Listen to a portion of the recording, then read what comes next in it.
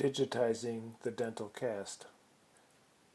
After having a traditional impression and prepared the dental cast, the scan post and the scan body are placed into the analog in order to capture the implant position. Now we start the software. Here we use Sirona and select, step by step, all the information the software requires for the planning and production of a restoration. First of all, we have to determine the restoration type. In this case, crown, implant superstructure, and we have to decide if we want to do it in biogeneric individual and design it ourselves, or if we want to copy a specific shape. After having selected implant superstructure and biogeneric individual, we need to select the tooth we want to restore. After the tooth is chosen, we select the implant type and the interface. In this case, tie-based Sirona and FX 3.8, the corresponding interface for all Leone implants.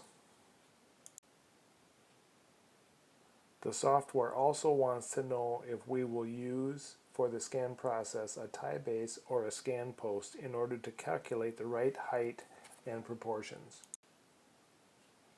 Then we will have to specify the milling device, the material, zirconia oxide or lithium disilicate. Here we will use lithium disilicate, for example, IPS Emax CAD. On the right side there is an overview window where we can check all our settings. If everything is correct, we can go ahead by clicking on the double arrow, and the program switches over to the scan phase. The acquisition procedure starts. The pink gingiva should have been powdered with titanium oxide to improve the scan quality. By clicking on the black area, we can improve the measuring accuracy.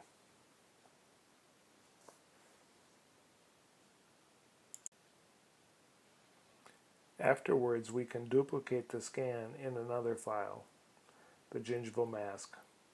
The gingival mask will help us during the planning of the emergence profile.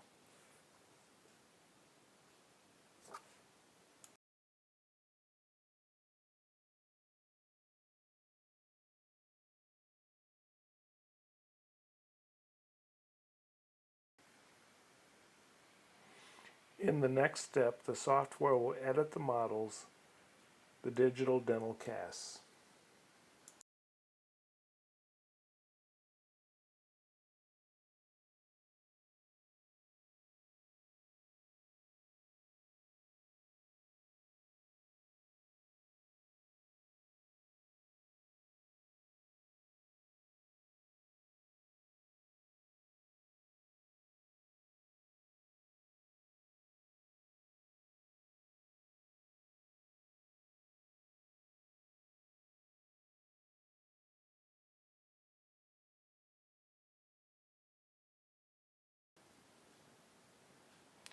We have to check them and correct any defects.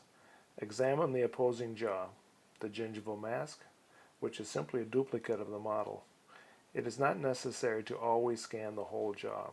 We can simply create a scan of the area around the implant by acquiring two neighboring teeth on the left and two on the right side.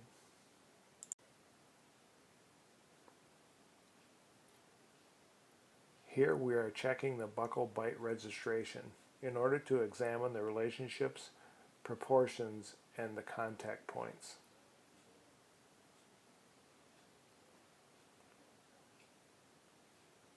We align the two jaw models within the schematic arches and align the horizontal and vertical guiding lines in order to help the software determine the planning of the teeth. We move the blue balls so that the line matches the main jaw line and position the blue tooth number 9 in the center of tooth number 9.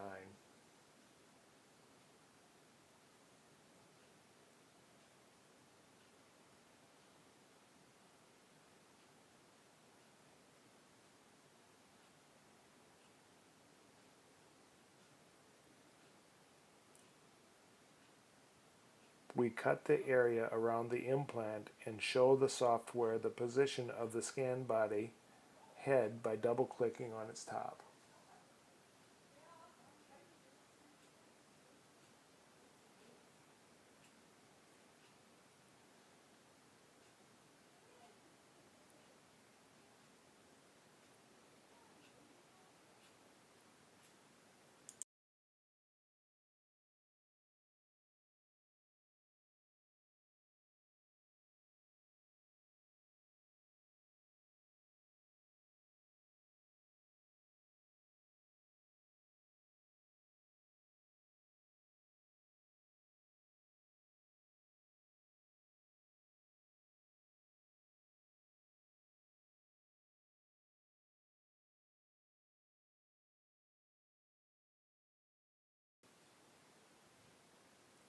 In the next step, we check the restoration axis of the tooth and adjust it if necessary by moving it.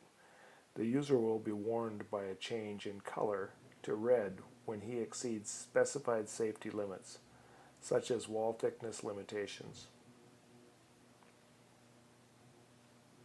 In the following steps, we can adjust the parameters. In this case, the most important one is the degree of compression of the crown or pressure exerted on the gingiva by the crown. We are designing more passive pressure or more compressive pressure. All other parameters relate to wall thickness limitations, and once we've made these parameter settings, we normally will not change them. As soon as we've defined the shape, the software adapts the crown to the implant.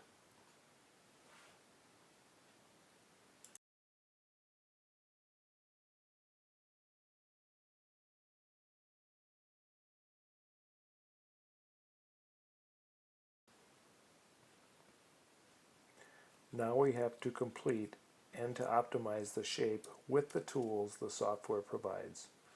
In shaping, we can, for example, apply or remove material, or we can smooth the surface locally in order to design a tooth which is as similar as possible to the adjacent tooth.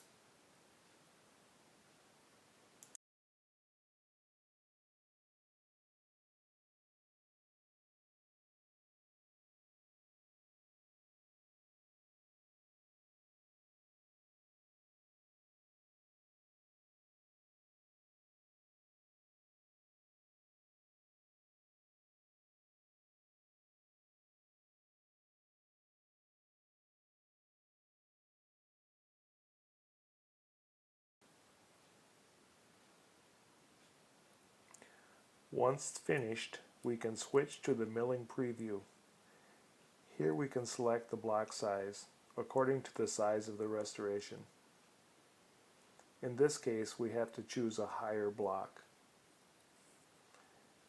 After having examined all aspects, we can start the milling process.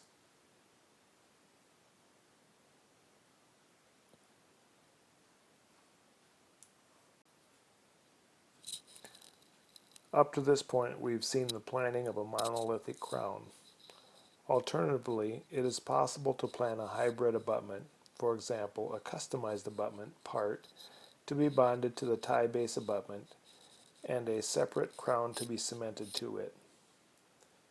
This procedure is the most appropriate solution in a case of a strongly angled abutment because it allows one to apply the appropriate tapping force on the abutment to fully seat it and then to cement the final restoration to it intraorally.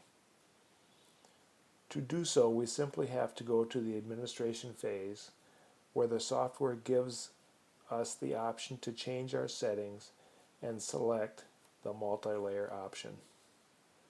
When clicking on the multi-layer option, the administration adds an additional request regarding the veneering structure material. We select the veneering material, in this case, lithium disilicate. We choose also the material for the abutment, which in this case is zirconium oxide.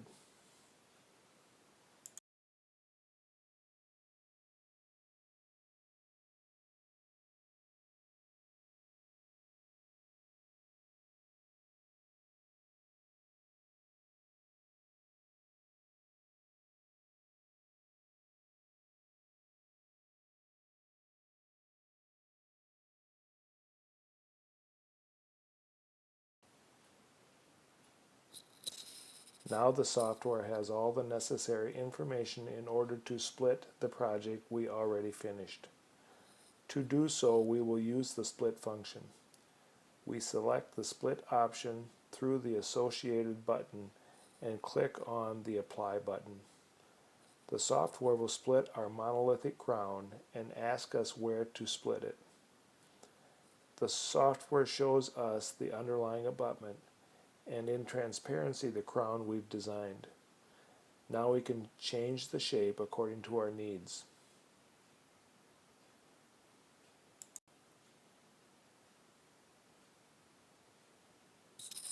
Once the planning is finished, we will have two milling processes with two different blocks. We switch to the milling preview and select the block sizes. After having examined all aspects, we can start the milling process. The milling device will produce first the abutment and then the crown.